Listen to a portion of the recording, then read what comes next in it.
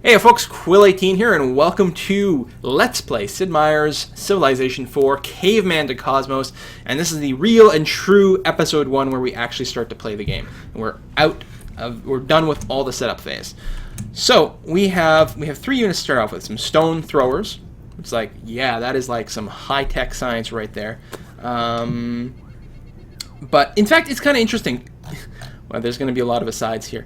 One of the things that possibly meant that us, Homo sapiens, survived, whereas our cousins, Homo neanderthalis, Neanderthals, which they coexisted. Neanderthals and modern humans existed at the same time at some point. We didn't actually descend from them. We have a common ancestor. But what's interesting is humans have like a different shoulder arrangement, which means we can lift our arm up and throw things. And Neanderthal probably couldn't. And we could create spears and all these things. And it's actually, I mean, think about it. When you've got some guys with clubs that want to beat you, but you have a bunch of guys who are hucking big rocks, like, rocks that have real weight behind them, and when they hit, they're going to crush skulls. That's pretty potent. That makes a difference, and that improves your chances of survival. There's no doubt about it. I do have the button turned on to show resource display, but we currently see no resources. We're going to have to discover stuff. And if I just toggle over to my actual settler, which is this band of Homo sapiens sapien, and it is repeated twice for a good reason, but I'll try to move away from a lot of exposition here. I believe I'm going to settle in place. I'm going to have to trust that the game put down decent resources. One trick that Civ veterans know is that if it's a map that's highly forested, but there are blank spots, these blank spots probably have resources. But in fact, the forests probably have resources too, just different kinds. Like we'll discover deer or something in here. But it does mean we're going to have quite a few flatland resources, which is nice. Even things like iron might be possible to spawn here, which would be good. But in any case, I'm going to settle in place because why not? I'm on the coast, which is fine. I do prefer like flat land with the terrain, but this is better than like one tile away. Since we are on snail's pace, it wouldn't be that bad to move, since one turn out of 9,900 turns wouldn't be the end of the world. But yes, in place. We're playing as Assyria. I don't know much about Assyria, unfortunately. This is just what the game randomly gave me. So our capital will be Nineveh. Nineveh? Oh, God. Why do I have city names that I won't be able to pronounce? I'm going to say Nineveh. And then we get to start building. Now, we don't have a whole lot of options to build because we're at the start of the game. This is a contrast to my previous Let's Play where there was tons of stuff to build because I screwed up the initial settings. I do like the idea of starting with native culture. So, basically, you can build culture. Culture is a building you can build, sort of. And once you've built it somewhere, you've established this culture, all your cities will have this culture. And it does just give you culture points, but it also unlocks other buildings going forward. So we are unlocking a generic Middle Eastern culture. Later on, we will be able to unlock a more specific Assyrian culture, I think. So any civilization that is from this sort of Middle Eastern-ish area will have the ability to unlock this culture for themselves as well. And there are going to be certain things in common. Actually, you can see the list. Arabia, Assyria, Babylon, Byzantine, Hittites, Israel, the Ottoman Empire, Persia, Sumeria can also all do this Middle Eastern thing. So, that is our city. And I will move around a little bit. I guess there's not much point in going north, clearly. We did get a little bit of a map. There was a village here that automatically popped when we cultured, so I guess we're going to scout to the south. Now, one thing that's going to happen here is I'm actually not going to be spending... And the terrain is also quite unique, and there's a lot of variation. Plains, forests, jungle. These are not actually all that notable yet. Oh, here we go. Swamp/marsh. There's a lot of unique and jungle/lush. So yeah, they've added a lot of terrain types in this game. So you have a little bit more depth in terms of yields. And now we start to research. Now what I like to do to research is I prioritize things that give me some research early on, which is mostly going to be... Now learning native language is very good. It does give you a boost to research, so that seems worthwhile. But I like oral tradition, which unlocks another civic. and also gives us the ability to build knowledge inheritance. Actually, no, that's wrong. I think knowledge inheritance is the civic, and then that unlocks the elder council building. All things that give you research, so I quite like that. I guess I could go up the gatherer branch first, but no, I like this particular combination. Get some research going early on. Right now we don't really need much else. So let's get a little exploration. And I don't explore very long because things rapidly become quite dangerous. And that's reasonable, I think. That's kind of realistic. Humans did not expand very quickly back in the day. We did spread all over the world eventually, but it wasn't an easy thing to do. I may as well build an extra stone thrower because I've got nothing to do. We've got the extra culture building now. Language. So you automatically get extra happiness everywhere. Sure, okay, that's fine. And then unlocks the native language, which I think I will swap into right away. I'm going to be doing a civic swap soon, though, but let's see the big picture. We can talk about the civics very briefly. There are new categories: government, power, society, economy, military, religion, welfare, what we do with our garbage, our immigration policy, our education policy, our language, and our agriculture, some of which are new from the last time I played. In fact, agriculture is very new. And native language just gives us a boost to research and culture, so may as well do it. Later on, having languages that we can use to interact with other civilization with actually gives us a boost to diplomacy. For example, trade language and interpreters and such. Oh, there's another goody hut there. I'm going to stay along the coast, because why not? And I need to turn off Skype. Oh my god, did we get a free tech?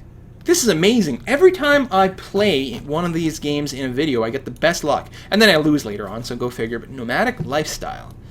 Just moving around, wandering, that sort of thing. And it unlocks a wanderer, which is sort of an early scout. They get better results from goody huts, although frankly, what could be better than a free tech? Now I actually can't continue this way because of the mountains in any case, so I guess I'll go around this way. Let's see, we got this is hills slash outcrop slash barren. Very interesting landscapes. Let's pull out a little, get an idea of where we are. Our capital is in a very defensible location, no doubt about that. At some point, we may want to move our palace out as we expand further, just to minimize sort of distance penalties. But for now, it's actually going to be really, really nice. May as well take a look at the sea. Oh, another island or continent. Actually, I can see a dash of green here. But unless they move a unit this way, we're never going to meet them. Well, their borders will eventually expand, but for now we won't meet them. Gatherer has been born in the faraway land, so someone got gathering first. When you complete gathering, it gives you a free gatherer. It says, I think, the first nation, the first civ that gets it, but I'm pretty sure I've always gotten it. It recommends a wanderer. I'm not sure that that's going to be necessary. It may be possible to upgrade them later on, but I find most of the animals are a little too strong for the wanderer to really make a decent difference. And I know the stone throwers can be upgraded to something useful. So I think I'm just going to build a proper military unit and just defend myself, just parking in the city. Now, it is worth noting that there is desert over here, and if I start crossing this, I'm going to start taking a lot of damage per turn, and I don't know if my person can survive it. Of course, there's more desert this way, but we're going to try. We're going to head this way, and you'll see what happens. So I have not yet taken damage, but I think I will next turn. In fact, I have, so I'm at 0.9 of 1. Hopefully, I can get to the other side safely. But deserts represent a real significant risk in here. Around here.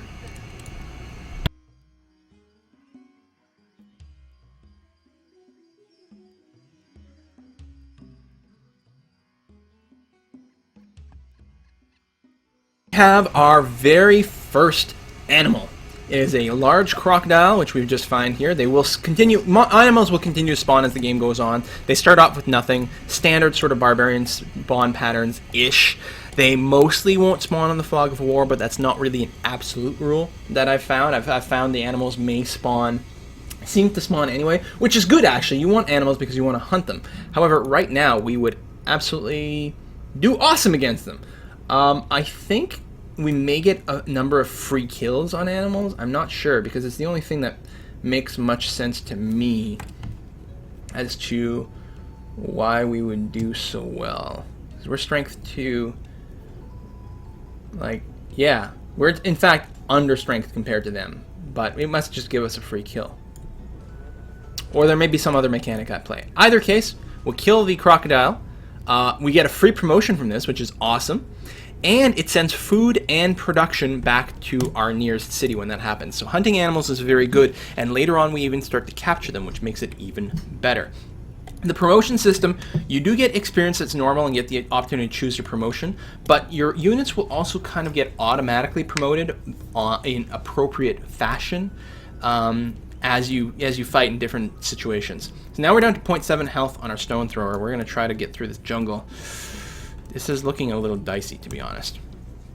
Well, we could park ourselves at the oasis, actually, because it doesn't look like there's going to be much to find over here. We should be able to make it to the oasis fine. Park there, heal up. You are definitely going to heal up here as well while we wait. We have discovered gathering, which reveals a considerable number of resources. That's what we've got. We have wheat very nearby. That is really helpful. We've got some pumpkins over here. Won't be within working range of the city, but we'll still be able to hook it up and get some extra healthiness and happiness, which is really good, actually. Wow, if we build a seed camp on here, we get health and happiness. And you notice our city starts unhealthy right away, which is very, very typical in this game. We need some technologies to sort of bust that health cap so that we can increase our population. We've also, our civics right now come with a significant penalty to growth. Right now we need 826 food to grow. And despite the fact that this is a slow-paced, game speed, that is still a ridiculous amount. We actually need to improve our civics, which will knock this down, by half, if not considerably more so, eventually. Because our food production is still pretty constant. So even if we got rid of our unhealthiness, ended up with 1 food extra, that would be, 800 turns before we could grow. So we did get our free gatherer, just like I said. Now, I can just go to one of these places and do we'll see what it says next turn. I think it's gather plants, gather seeds. Oh, rhinoceros. Okay, we've got some more buildings here. Let's talk about this first. We can build more gatherers. They basically work like workers, but they don't move as quickly. But basically, they're equivalent. I'm not going to build any more right now just because there's not much to specifically improve. However, I do like building the berry bushes. Root tubers are very, very good. Wild mushrooms are kind of dicey right now because they also bring unhealthiness for now until you discover herbalism. That way you can pick out the poison mushrooms from the non-poison ones. So it actually won't really help us at this time. And storage pit is kind of a weaker form of granary. Mostly a required item, and I think it can be upgraded. It might be a prerequisite. I'm not 100% sure. But building the berry bushes and root tubers seems like a good idea. Again, our growth will be virtually non-existent for now, but I want these buildings at some point anyway, and right now military units won't be terribly helpful, so I go this route. So yes, we can gather grains here. It'll set up a sort of, I think it does the seed camp. So it's kind of a weak version of the farm, but it also consumes the unit. So I don't like to use it right now, even though it would be a benefit. I like to wait until I can clearly see a resource that's worth augmenting, because sometimes you'll build the seed camp here, and then this is where something else will pop, and you'll be like, oh, I need a mine there instead, and I wasted this guy completely. So I'm just going to fortify that other stone thrower, and you can rest here at the oasis. You are at 0.4 health, which is not great. So hopefully you can continue to make it through the desert. But you can see deserts are ordeals. Deserts are dangerous. Deserts will also kind of keep us safe from the AI, though. So it's not all bad. You can just fortify and continue moving forward. So we've got some barrel cactus / scrub. Scrub does not damage us, which is nice. So we can keep moving down that way. We will eventually... There, we've discovered them. The Turkish tribe. And we try to click on them. We cannot do that. They are a minor tribe. So are we. So communication is just not an option. This is desert. So I'm going to try to avoid crossing it if I can. The land is definitely harsh. Yes, I will build some more root tubers as well. We're still not growing. Because now I think we're still breaking even apparently. So we can go down this way. Ah, there's a Turkish stone thrower. Now, if we get in range, we should be able to defeat them. Because we're slightly stronger. There is an archery component on these guys, but I don't actually know how it works. Because there's not just like a ranged bombard option. So I don't know, do they get a free shot maybe at the beginning of combat? Because it says, can perform ranged attacks, accuracy 15. I actually don't know how this mechanic works, which is unfortunate. And we would definitely win in combat. I'll see if I can keep them away from home. Okay, you are fully healed. Good. Let's move down this way. There's another oasis there, but we don't really need it quite yet. So we're going to build that storage pit, which will come in very handy later on.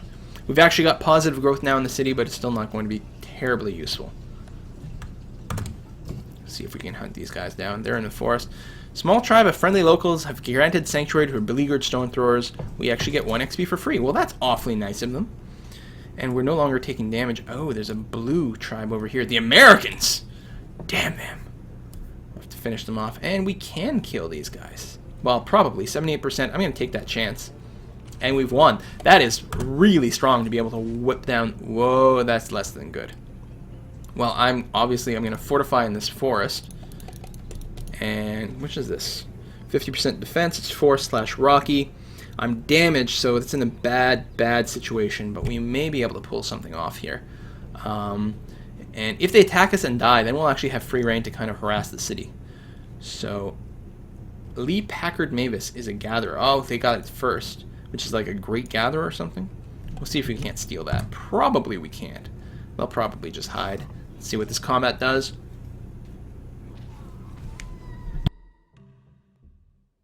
Well for us. And over here, we'll probably just get ourselves killed as well. Actually, I should probably just pull back. Yeah, I am just going to run away. In fact, assuming I can make it all the way through the desert, and I think I can. Well, I'll just set it here. I'm going to bring my units back home. Because at this point, these are hostile players. These are people we're at war with. And they could send people over here. Now, I'm quite far away, and maybe it's not that dangerous. But soon enough, more dangerous things are going to start to spawn. And this stone thrower is not long for life. So if I can get him home first, that'll be really, really nice. Ah, now we're talking. We've expanded out our culture to the grain. So let's move us out here, and then we'll plant. We'll do the seed gathering on that. We've also got some sort of is that an ibex? It is. We're gonna try to take him out a little bit later. Yeah, you just keep on moving away there. You can make it to the oasis. So, I will probably, since I don't really care to build these things right now, I may build a backup gatherer. I suppose I could just build the wild mushrooms. They won't help, but they also won't hurt.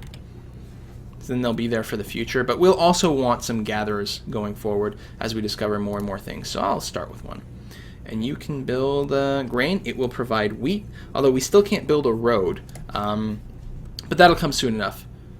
And luckily, while doing this will consume the worker, building roads won't. And later on, when you discover things like farms, you can still use your gatherers to build actual farms without consuming them. It's only these primitive sort of buildings that take them up, that use them up. Consume them, I guess, is the word I'm looking for. Oral tradition is almost done. Doing fine here. Now, wild animals will not enter your territory, so I don't actually have to feel threatened. Oral tradition, awesome. And yes, I want that enabled. Well, let's take a look at the big picture. Which would be... Here it is, education. So ignorance allows blissful wallowing. We're going to go oral tradition. Your nation passes knowledge to the next generation through telling stories. Slightly faster research and increased construction of knowledge inheritance and storyteller's hut, which we're going to want soon enough. Now we're in a revolution, so right now all the productions are really long, and we get our first, what I consider to be the first real decision of the game. There are a lot of directions we may want to go from now. I really like the hunting mechanic in this game, so I think I'm probably going to pick that up to show it off, which means starting with scavenging and also picking up persistence hunting pretty quickly. And that is not bad. Tracking would enable us to build those paths, which don't increase movement speed, but do hook up resources. So there's some value there. It also gives us scout and trackers. Although we need something before we can unlock that. How do we get...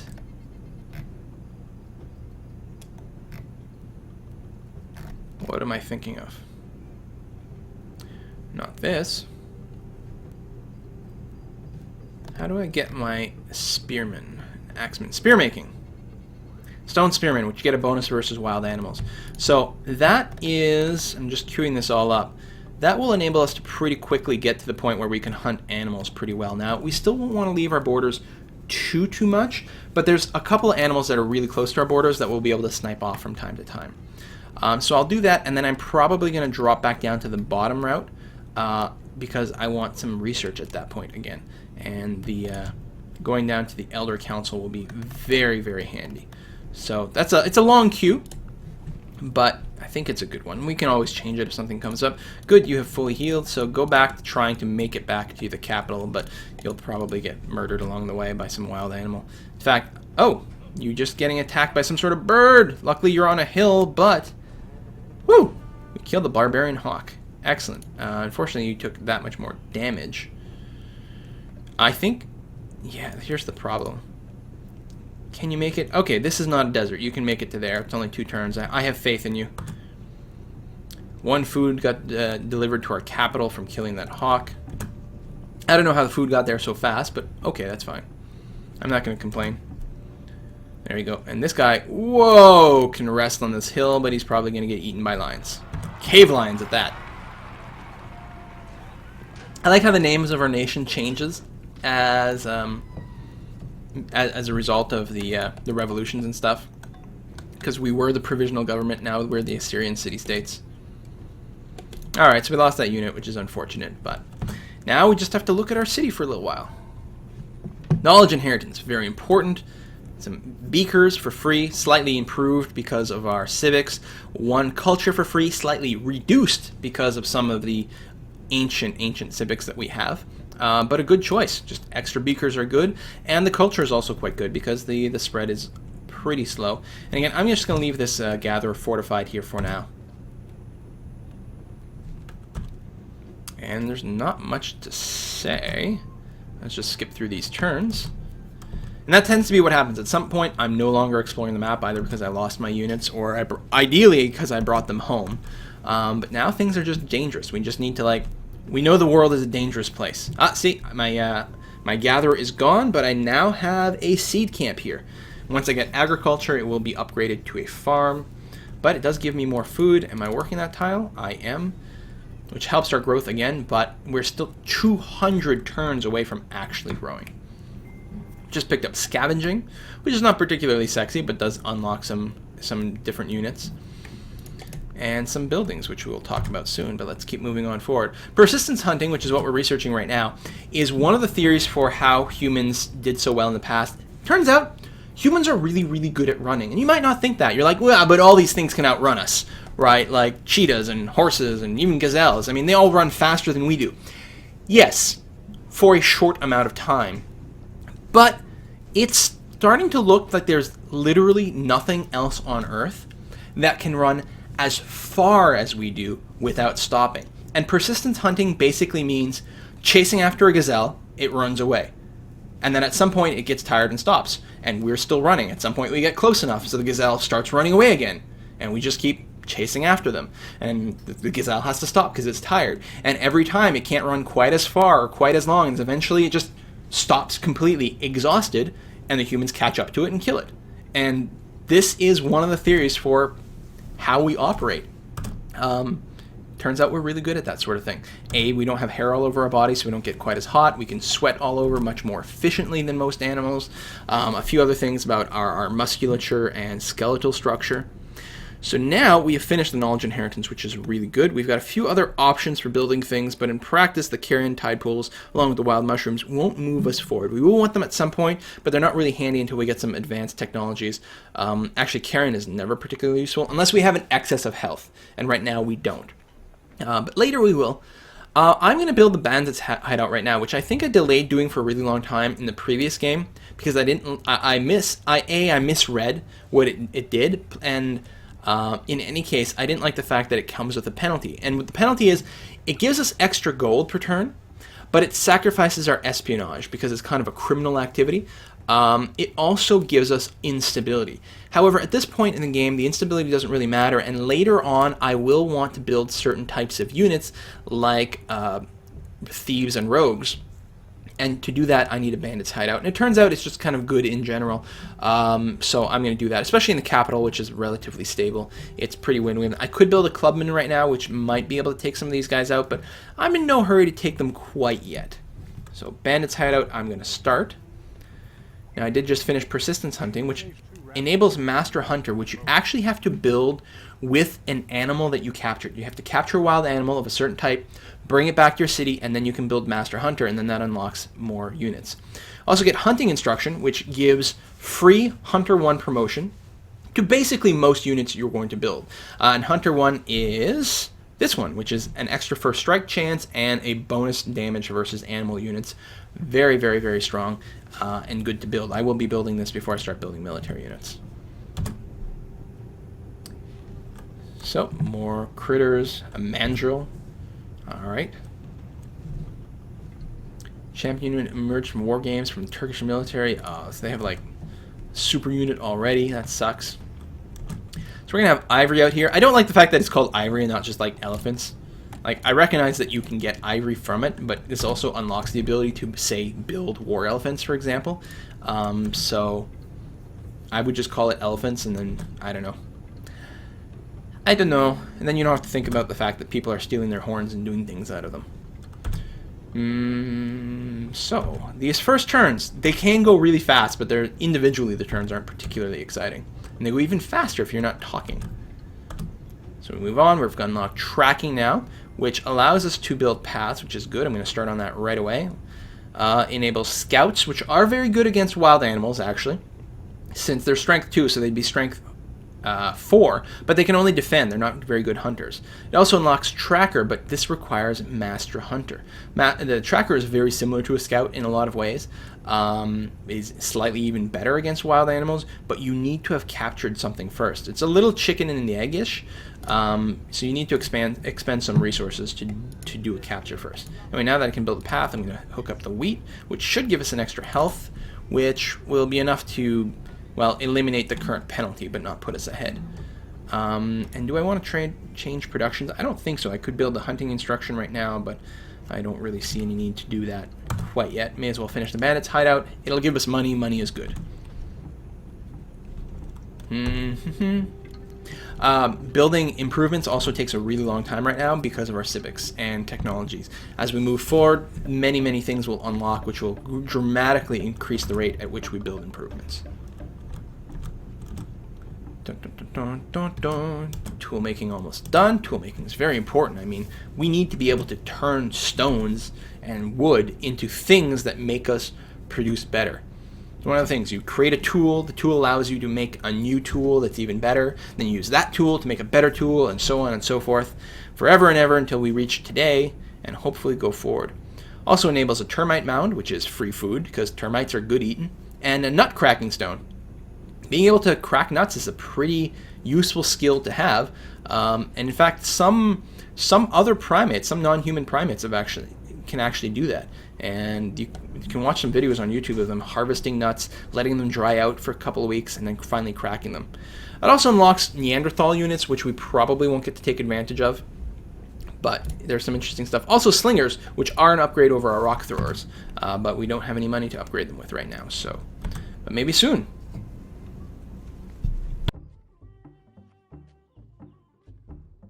So let's just burn through a few more turns. Bears are a little bit tough, especially since there's forest all over. Everything's got really, really good defensive bonuses right now. But they're also pretty aggressive, so you can usually position yourself in a way where they will attack you. There's a hippo in a spot. What is this? A marlin. And build some ships later, go hunting for fish. Stone tools! Yes. So, unlocks a few interesting buildings. Should reveal, yep, rocks and things like that. Do we have any? There's stone over here. It is out of reach of our city, and our culture won't get there anytime soon, but it's actually quite interesting that it's available. Skip some more turns.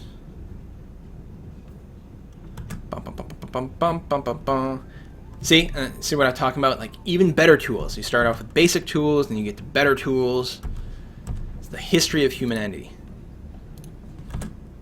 And we're almost done that bandit's hideout. See, 40 turns go really fast. And now we actually have gold income. I will build the termite mound probably right away. And it's interesting that it's so much cheaper than nutcracking stone.